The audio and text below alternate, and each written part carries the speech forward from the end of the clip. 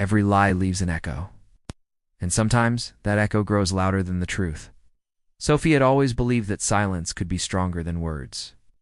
After all, her quiet question at the dinner table in episode 5 had shaken Mark more than any accusation ever could. But silence, like an echo, doesn't fade, it lingers, bouncing off walls, growing, haunting. And now, that echo was starting to follow Mark everywhere. The morning after the dinner party, whispers had already started around town. Maplewood wasn't a city where secrets stayed buried. Friends, neighbors, even strangers at the cafe. Everyone had noticed how Mark squirmed in his seat, how his laugh had cracked under Sophie's gentle nudge. At first, the gossip was subtle. He's working late a lot, isn't he? It's funny, I thought his project ended weeks ago. But gossip in Maplewood had a way of mutating. By midday, Sophie overheard someone murmur, "Do you think Mark is seeing someone?" Her heart twisted when she heard it, not with guilt, but with bittersweet vindication. She hadn't said a single damning word, but her silence had done the talking for her. That evening, when Mark came home, Sophie saw it immediately in his eyes. He'd heard the whispers, too. He slammed his briefcase down harder than usual, kissed her cheek without looking, and muttered about having a rough day. Sophie's voice was soft, careful. "Rough day at work? Or rough day explaining yourself to people?" Mark froze, his shoulders stiffened, and for a moment he didn't breathe. He turned slowly, his expression a mask. But masks are only strong until the cracks spread too far. "What's that supposed to mean?" he asked, his tone sharp, defensive.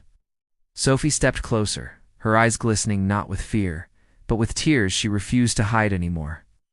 "It means that the echoes of your lies aren't just between us anymore. Everyone can hear them now." Mark's jaw clenched, but he said nothing. Silence. And in that silence, Sophie felt both powerful and broken, because every word she spoke came from a place of pain that never should have existed. That night, Sophie couldn't sleep. She sat by the window, staring out at the quiet street where all the perfect houses lined up, pretending to hold perfect lives.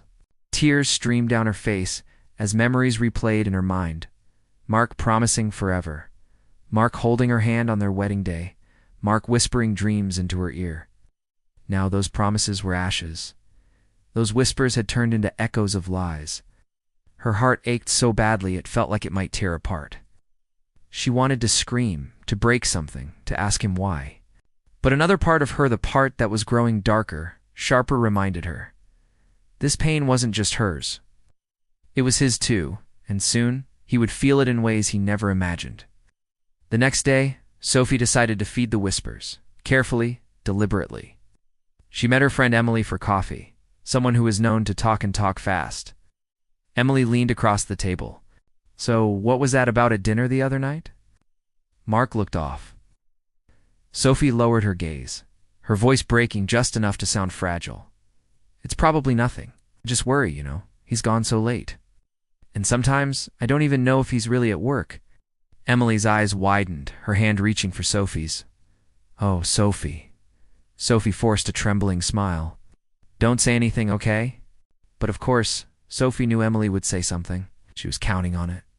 By nightfall, the whispers had grown into waves. Mark walked into the house with a storm on his face.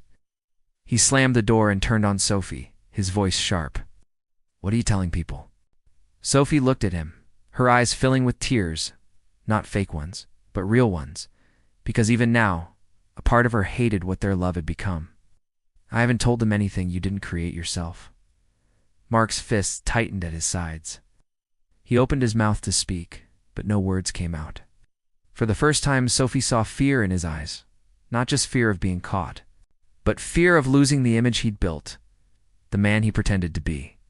And in that moment, Sophie realized the cracks weren't just showing, they were spreading.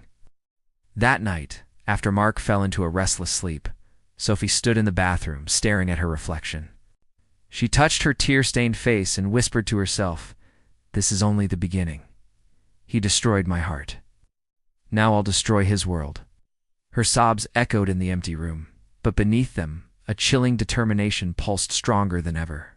Right. If this episode made your heart ache, don't forget to like, comment, and subscribe. Share this video with someone who loves emotional and suspenseful stories. Tell me in the comments, Should Sophie expose him completely in public, or keep tearing him apart slowly? Stay tuned for episode 7, where Mark's mask begins to slip in ways he never imagined.